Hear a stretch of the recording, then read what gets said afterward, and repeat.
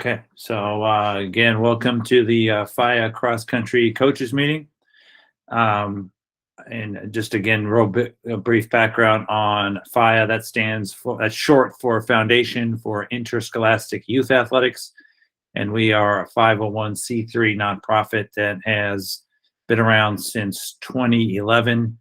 Our mission is strengthening schools through sports. So we essentially deal with the middle schools and elementary schools in the Los Angeles area and provide after-school interscholastic competitions. We sort of divide our sports menu, if you will, into two parts. One are league events, and the other are tournament events. League events being something that runs 8 to 10 weeks. Usually you're in a league, play throughout the league, and then if you qualify for playoffs at the end of the season, there's playoffs.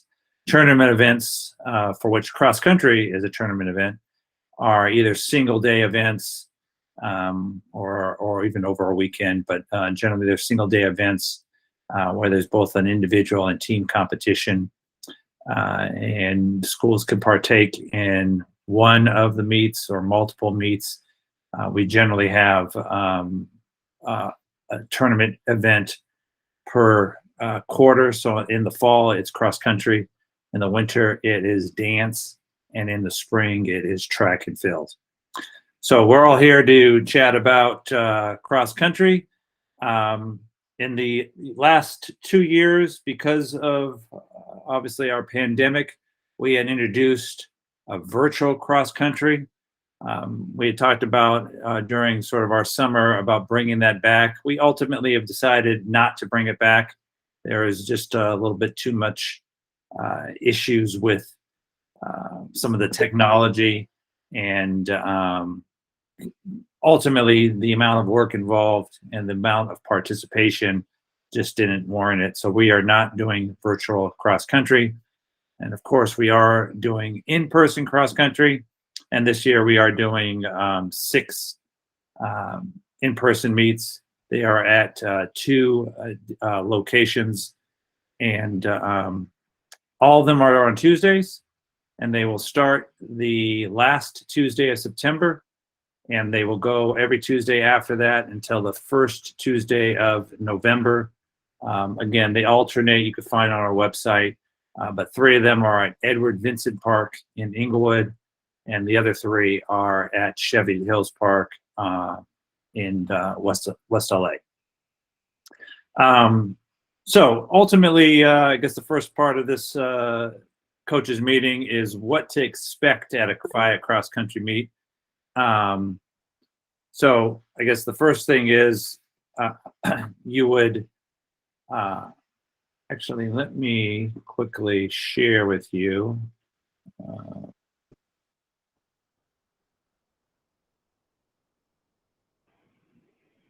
John, I'm going to go ahead and send the direct link to that file as well, if that's what you're referring to. I just wanted to, oh, great. You're welcome to do that. This is our cross-country page. So again, I contains some of the information. Here's where the information about the meets, dates and locations. And then there's a document here on rules, which actually that's what I'm kind of going to go over with you now, because it just deals with the procedures and things to expect. So, if you were on that page, you certainly can print this out. If this is what I'm basically going through with you guys at the moment. Hold on a second, I need to share that one too. So I think you could see those rules and procedures. So ultimately, when coaches arrive at the meet location, the first thing you should be doing is looking for the registration table, which should be too hard to find. We'll have signage and banners, but you come to the registration table and you're picking up your packet, which would consist of bibs, pins, and barcode labels. And ultimately, we're asking you to bring those bibs and pins back to every meet, because the bibs that we are providing you, they're actually just a placeholder that you put on your student athlete's jersey top, pin it, and it's the barcode label that actually is the key. And so we'll put, it's a sticker, and you put the sticker on top of the barcode label, and we'll get to what happens when the athlete crosses the finish line. But ultimately, those are the three key things that are going to be in your packet. When the meet's over, you keep the bib and pins from your kids, bring them back to the following meets that you'll be at, and then all you're picking up subsequently to that are the new barcodes for the athletes that you've registered in subsequent cross-country meets. So every meet basically has a schedule to it. It will start with a brief coaches meeting at 4 p.m. And ultimately, this meeting is taking a lot of the topics away from that meeting. So ultimately, at the 4 p.m. meeting at the actual location, we're really just going to touch upon things dealing with the course, any last minute things that have come up. So it's really just meant to get everybody together, orient the coaches to the meets and things of that sort.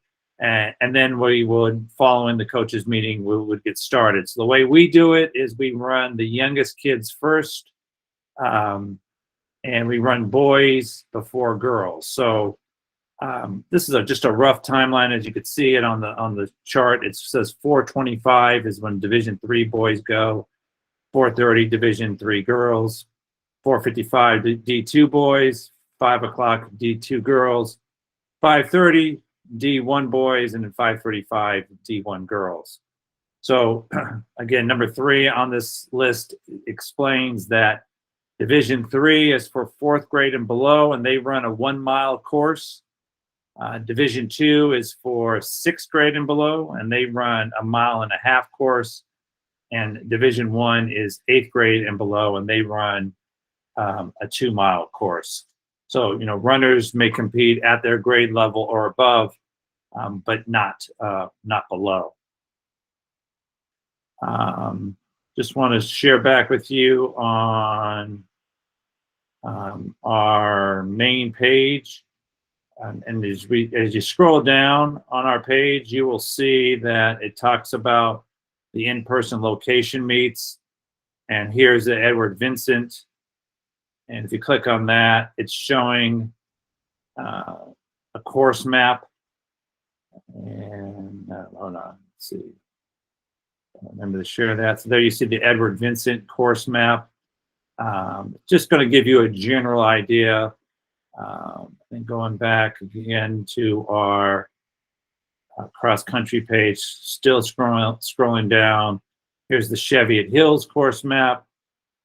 I'll share that one with you. And just real briefly, you could see it in the outline. It's probably, you can see it better when you print it out. That's roughly the outline of the course for both Cheviot Hills and Edward Vincent. Ultimately,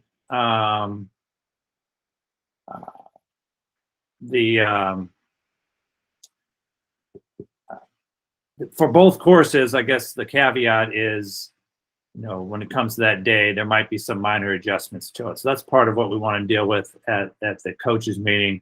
But that's the reason why I'm just bringing it up now, so that you sort of have a general feel for what the course is like, and would be, have your kids prepared to deal with it. Okay, so that's the course maps. Let's talk about the starting line. Get back to my rules here. I think you guys could see that. All right, so starting line instructions. So again, for some of you guys who've been here a million times, you know the drill, but this is more meant for the first timers that have come. So we line the teams up in single file. So if you have a team of 10 runners, you're going to line them up at the start line in a single file line with your fastest athletes, at the beginning of the line. So that helps the whole process of getting started. So that's pretty much, it. We just line them up shoulder to shoulder, send them off, and they run on their way. We do have high school students that generally, when they're available, they serve as rabbits and tortoises. So it especially helps for the real little ones. But we also have the courses, they're marked off by cones and flags. Usually the flags are on the left side, cones are on the right side. So that too allows the kids to figure out where to go. So just to be official, we do have some disqualifications. They're rarely called, but of course, an athlete that fails to run the course, including cutting corners, that would be a disqualification. An athlete intentionally shoving or pushing another athlete, that would also be a disqualification. And again, one of the things we like to remind everybody, the teammates get excited, coaches get excited, but we ask that you don't shadow run with the runners. You let them run on their own, and you cheer for them in a stationary position, on the field, so they can run the meet on their own. Then we come to the finish line. So finish line, the athletes will cross the finish line. After they cross the finish line, there's a group of staff members that are keeping them in order as they cross the finish line. But ultimately, we want the kids to go from the finish line to the scorer's table. That's where they take off their barcode label. It gets placed on the scorecard, and that's where we determine, what places the athletes have finished in. So anyway, that's in essence sort of what to expect. We generally have somewhere between 300 to 400 runners that come to our meets, so they're pretty big. There's a lot of activity and excitement, I think, in the air, and it's just it's a nice atmosphere because in all the years that we've been doing it, we find that everybody cheers for the last place kid as much as they cheer for the first place kid. So it's really just kind of a nice atmosphere of youth sports and cheering one another on, as is not always the case in other youth sports, but certainly for cross country, it seems to be. Just briefly again, we have some awards that so after we're done with the cross country races, we will then have a very brief award ceremony. So if your kids, your parents want to stick around, they're certainly welcome. Again, that would roughly be somewhere around 6 p.m., maybe a little bit after 6 p.m. And it's just a time to acknowledge really the top runners that have finished on an individual basis.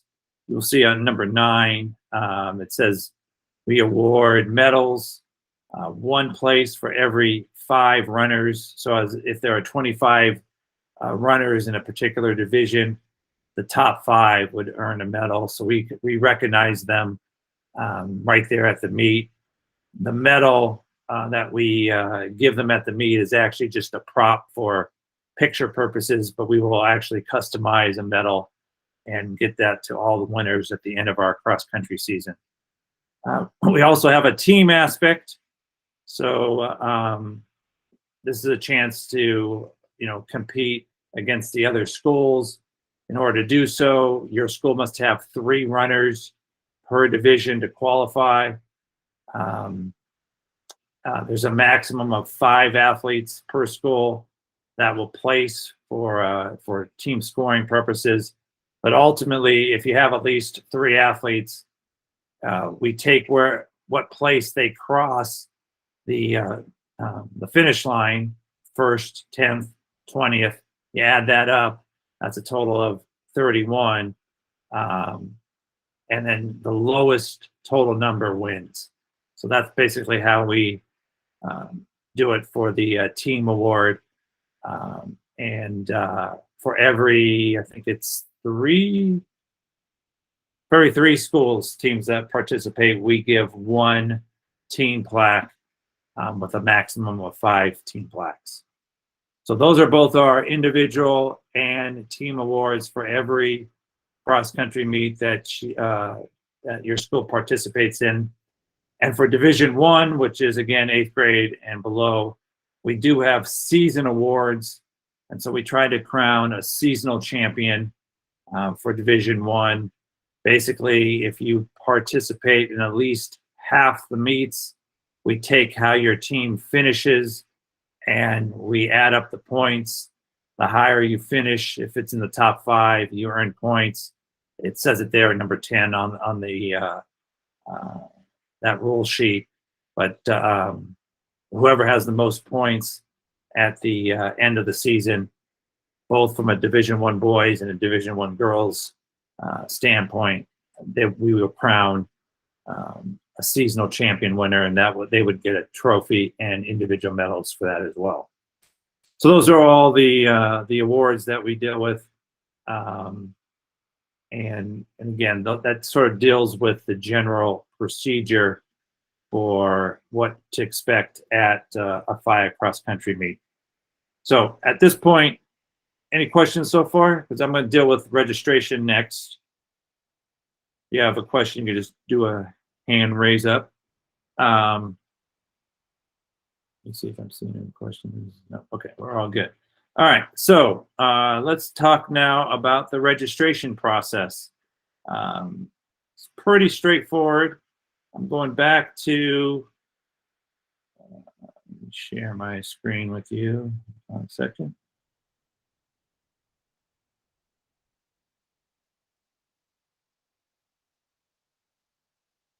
Okay, I'm back to our cross-country page.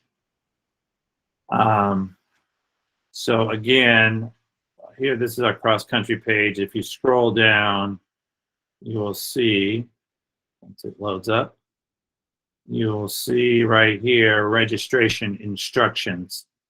So that sort of just lays out the instructions involved for registering for a FIYA cross-country meet. So ultimately, I'll divide it into 2 steps. Step 1 is if you're brand spanking new to FIYA, maybe brand spanking new as a school to cross-country meets, the first thing you need to do is get a free team account off of athletic.net. So as you can see right here, athletic.net is the platform that we use to register for cross country. So ultimately, I'm going to click on athletic.net, and in order to get started, you would click on login, and if this is your first time, you're clicking on new user, and then there's a bunch of information to fill out. I won't do that here. But ultimately, again, this is meant for your first time. And one of the things I guess I would suggest to do first is when you get to this athletic.net page, is on the search, you type in your school. Say, for example, I'm going to go St. Anthony, El Segundo. And I can find it here. You see, here's St. Anthony of El Segundo. So sure enough, if I'm the cross-country coach at St. Anthony of El Segundo, guess what? I actually have a team page. As you scroll down, you'll see right here, there's no coach. It says no coach is currently using athletic.net. So one of the things you might do is then hit this request addition button.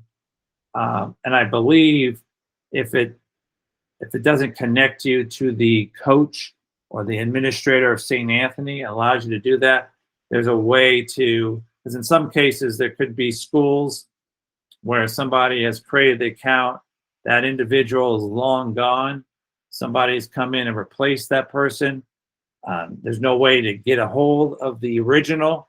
So in that unique case, you go straight to athletic.net and tell them about it through this request edition, and they can get you set up for it. So the bottom line is, without boring you with all the details, is the first thing, again, if you don't already have a school team account, that's what you need to do. And because there's a little bit of a delay in getting it approved, it's something that you want to do sooner than later. The approval process is usually a day, maybe 2 days. But often what happens in our experience is somebody new signs up for it and they expect to register immediately, and then they get all confused as to why they cannot register immediately. Ultimately, the reason for that is, again, athletic.net needs to verify the account. Once they verify the account, then you can register. Okay, so step one is create the account. If you already have the account, then you just log in, which is what I'm doing here.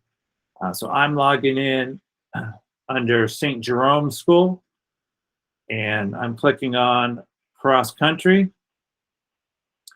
So you will see on my calendar here that I already have signed up for the September 27th one. So I'm going to show you how to sign up for the October 4th one. And the way first you do that, or one of the ways you could do that, is let's go to the search bar and type in FIYA XC. And as I do that, you see what pops up are all the FIYA cross-country meets for 2022. Here's the one on October 4, 2022. So I click on that one. Takes me back to my page. So you can see it says, again, FIYA XC Invitational number 2, Tuesday, October 4th, Chevy Hills Park. I said, oh, this is the one I want. So then I click Add Meet to Calendar. Damn, simple as that. Once I've done that, now I can register my athletes. So I click on Register Athletes, and so I'm just going to do a couple examples. I'm on Pedro. That number 8 means he's in 8th grade. So I want to get Pedro into the race. Click on that. Pedro's in the race. I've got a 3rd grader that I want in the D3 race. I click on that. There, Tim Johnson's now in the race. I got a couple of girls. I got a 3rd grader, a 4th grader, put her in the D3. I've got a 6th grader, I put her in D2. And I got an 8th grader, I put her in D1. Boom, they're all in. Now you'll see here it says meeting attendance is unconfirmed. That status will only change once FIYA changes it on its end. So on our end, we receive that you've registered. Once you've registered at some point in time, periodically, we go through them and we confirm it. So then you'll see this meet attendance being changed from unconfirmed to confirmed. That's how you know that we've received your information. Let's say, again, today, obviously, we're a full month away from the October 4th meet. So can I make changes? Yeah, I could totally make changes. And Lisa's not going to be there, so I'm just going to remove her. So she's no longer in the race. And Billy Bolton says he is going to be there, so I put him in the race. I can do that all the way up until the day before the meet. So remember, all of our meets are on Tuesday. The registration closes 24 hours before that. So it'll close on Monday at 4 p.m. So for the October 4th one, I can make as many changes, do as much as I want to do up until Monday, October 3rd at 4 p.m. So it's pretty simple. Again, this is the registration process. One of the reasons why we give you pretty much up until 24 hours before the race is we want you to be exact on your numbers. You will be charged for every person you register. You are not charged simply for those who show up. You're charged for those who register. So make sure that when you're putting in your kids that are running, they in fact show up, because that's how you would be charged. So let's talk briefly about our cost. Go back to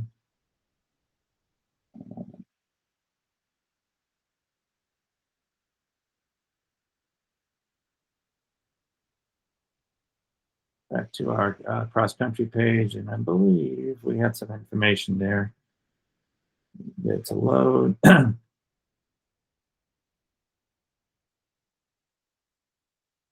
Oh, yeah, here it is. So our cost for this coming season is essentially $15 per athlete per meet. We also have, this is just standard in FIYA, whether you're doing cross country or you're participating in all of our sports, there is a membership fee, and that membership fee is for the school for the entire school year. It's $150. I mentioned that just in case you happen to be a school that is just doing cross country, you would still get that membership fee on your invoice. Then all the individual meets that your school has runners, that would be charged too. Schools, for example, that maybe are doing flag football already, they've already been charged for that.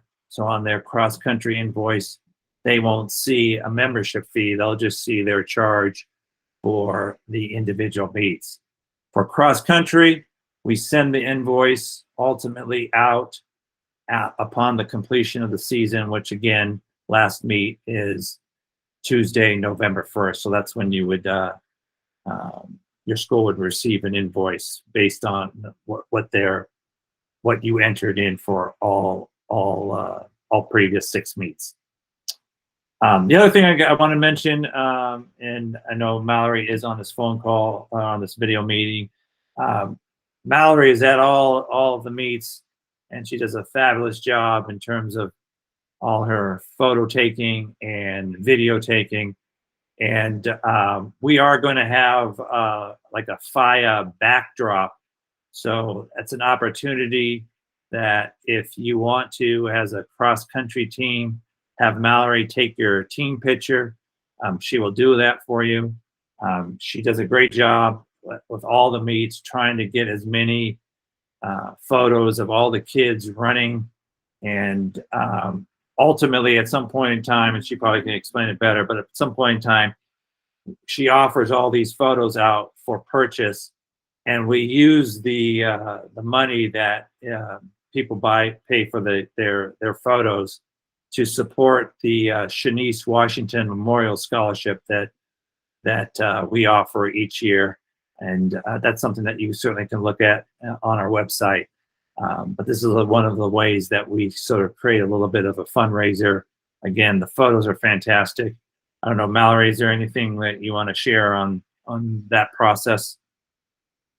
Yeah, not much more to it than what you've said, but I do find it to be a great opportunity. I've worked with a lot of schools on the side as well before for marketing and campaigns and such. And this is a great way to have tons of content from your youth, your sports program at your school. I've had people buy their team packages for the banquet at the end of the season as well.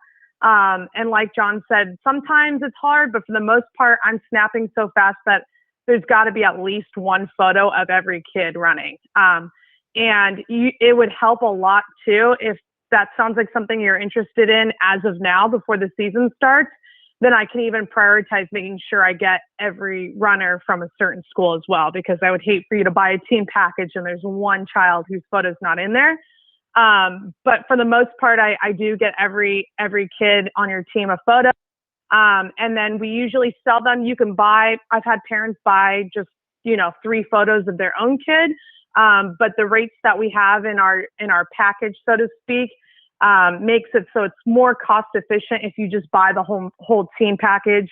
And what I usually recommend to parents or coaches who are interested is just collaborate with a couple of the parents and make an agreement to chip in $5. And if you get 10 parents, that's $50 right there. So it's definitely worthwhile. I've seen people post the photos on their social media for their school accounts. I know parents love them. And banquets, I think, is a great idea as well for the kids to walk away and have one of those. So definitely let us know if you're interested. And we could always take a professional team photo at the least for you. So that's something that would be easy if we could coordinate ahead of time, because if you haven't been to these meets, there is a lot going on and there's a lot of people. So it usually helps if that's kind of pre-coordinated. But yeah, it's great. And I've never really said it in these meetings before, but it's almost a waste, so to speak, because I could use all the stuff for FIYA for sure, which is great. But when I've got, hundreds of photos of a certain school, it just feels like, dang, they could really use this for your yearbook or whatever. So you can feel free to email me or email John if you have that email on hand, and he could forward it my way. But like he said, literally 100% of the proceeds will go to our scholarship fund. So it's also for a great cause, which would be really helpful for us. So yeah. Great. Thanks, Mallory. At this point, I think we've covered anything, most everything. Any questions? Everybody's good? That thorough, huh? All right. Eugene, Mallory, did I miss anything or? Well, I was going to say real quick, I can't remember if you had mentioned this, but I thought of it right as you were going over the kind of the meet itinerary, right, where it says 415 Division III boys race, et cetera, et cetera. That snippet is just to kind of give you an idea of what the timeline might look like. If you've been to a cross country meet or been to one of ours in the past, it's one of those things that it's not set in stone that the Division II race will start at 4:30 or whatever it is. But you will, as a coach, I have experience with that as well. You will get that parent who asks, well, what time is my son's race at? And that just helps you say, typically it'll be around this time, but it's no guarantee, because we go, say the coaches meeting takes 20 minutes instead of 15 minutes. That means we're already 5 minutes behind that schedule that's put in there. So just take that with a grain of salt, but it should help you kind of clarify for parents, especially if they have kids only in the oldest division. That way they're not getting there at 4 o'clock. Maybe they're getting there closer to 5 o'clock because that's closer to when their child races. So just something to keep in mind, so we're not hearing, hey, it's 5:37 and the race hasn't gone off. So that's kind of how it works. That's pretty much the only thing I could think of. I think you've pretty much got it all. All right. Final chance for questions, comments. We're all good? All right.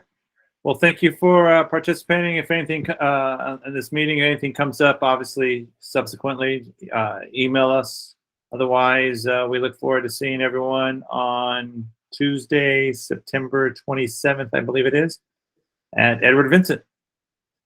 Thank you. All right. We'll see you guys later.